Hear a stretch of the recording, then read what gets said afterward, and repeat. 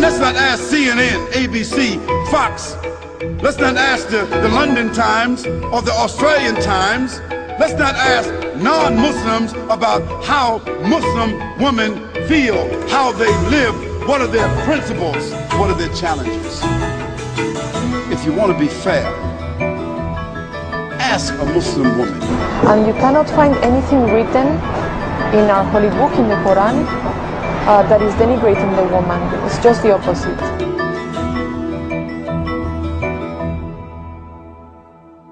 I have frequently referred to this book as what should have been the guidebook for women's liberation movement in this country.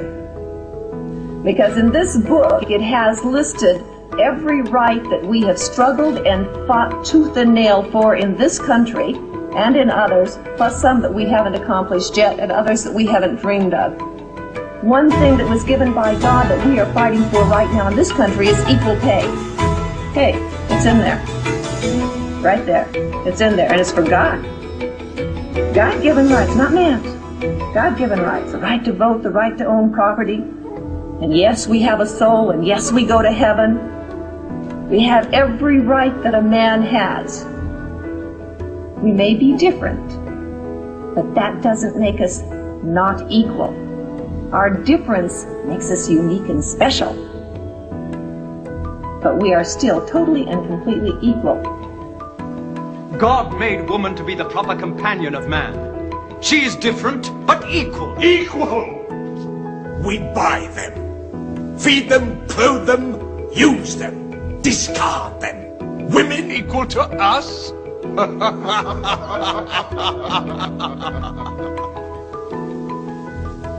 God created man from one male and one female. Now, you must respect in all women the womb that bore you.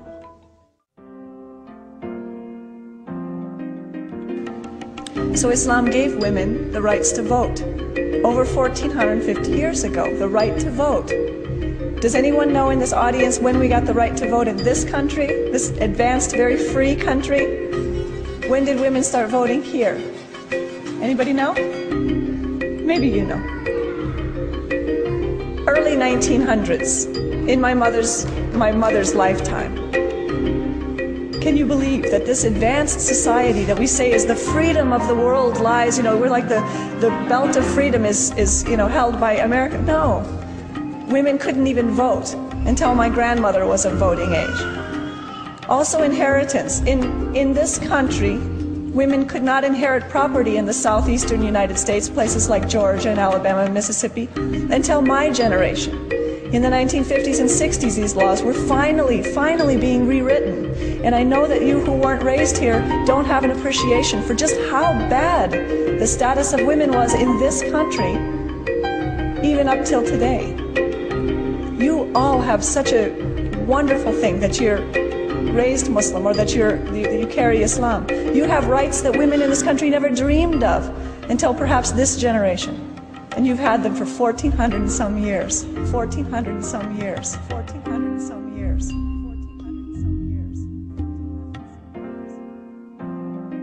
Generally, a common misconception about my hijab is that I'm oppressed and that I have to ask a man permission anytime I want to do something, and we usually crack jokes about that because we all know that it's not true.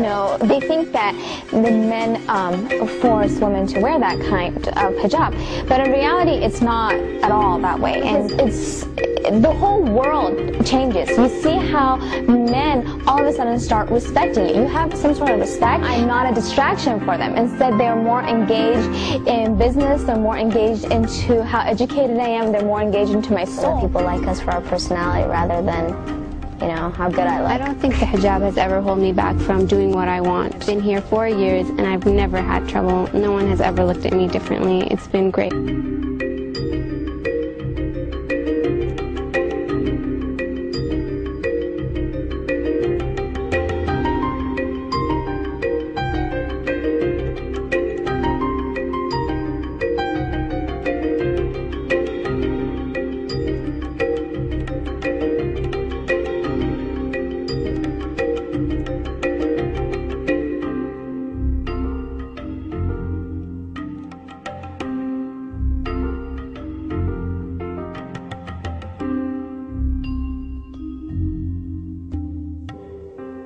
The American statistics, they tell us there are 7.8 million more women than men in America.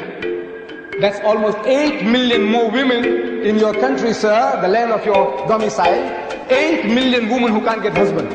If every man in America got married, there'll still be 8 million women who can't get husbands. You Americans, you have a problem. You Britisher, you have a problem. You French, you have a problem. You Germans, you have a problem. And to these, there are no solutions in your book. No solution. Islam gives an answer to the problem. The Quran says, marry women of your choice by 2s and 3s and 4s. But if you cannot do justice between them, marry only one. I'm saying the only religious book on the face of the earth which has this expression, marry only one, is the Quran. There is no other book on earth.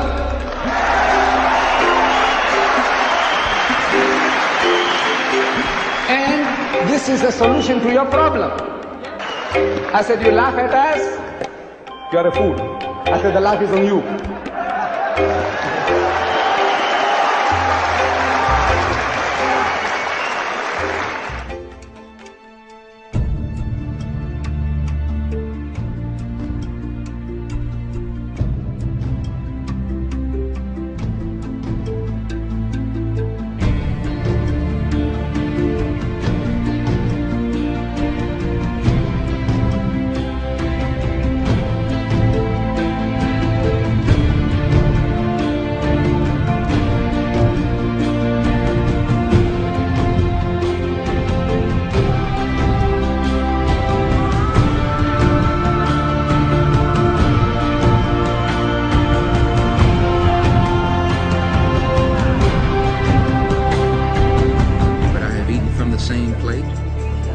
Same glass and prayed to the same God with fellow Muslims whose eyes were blue, whose hair was blonde, and whose skin was the whitest of white.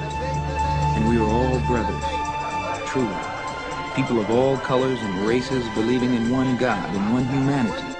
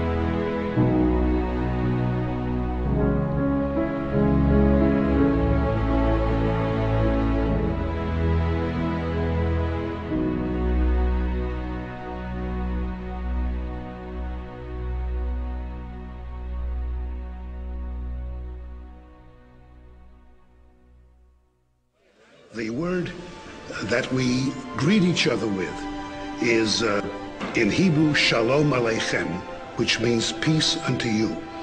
In Arabic, it's exactly the same, Assalamu Alaikum. And I think that's very important because Islam itself, the very name Islam, comes from a root which means peace. Islam comes from the root word salam, which means peace. It also means submitting your will to Allah subhanahu wa ta'ala, to Almighty God. In short, Islam means peace acquired by submitting your will to Allah subhanahu wa ta'ala, to Almighty God. The glorious Quran is the most positive book in the world. It's a proclamation to humanity. It's a fountain of mercy and wisdom. It's a warning to the heathen, a guide to life, an assurance to those in doubt, a solace to the suffering, and a hope to those in despair.